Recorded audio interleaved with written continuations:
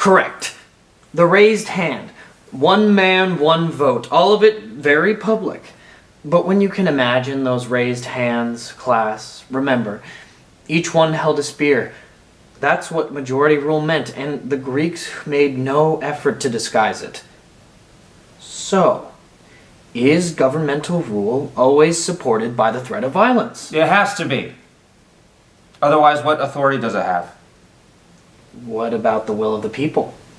Sure, the people with the most spears. But there's more to it than that. We sacrifice some of our independence to a government in return for security and a kind of collective wisdom. Security is just another word for the most spears. You're a little too into the spears, man.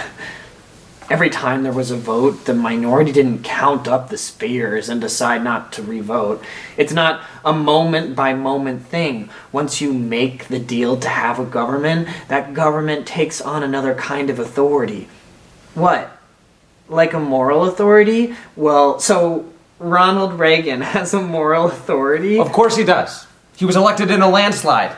If there's anything Ronald Reagan definitely does not have, it's a moral authority. Great hair, though. Sorry, I couldn't resist. Continue. Let me put it like this. If the states had voted on slavery, we would have lost the vote. So yes, on that point, moral authority kicks in to defend the minority against the will of the people. That's when the spears come out. I watched the news last night too, Barry.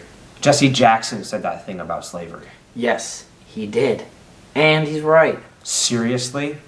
The dude who hugged Yasser Arafat is right? The one thing has nothing to do with the other. That's like me saying that just because you can't play basketball, you can sail a boat. Let's reel it back in. Plato? Can I just ask a question, though? Why's everything always gotta be about slavery?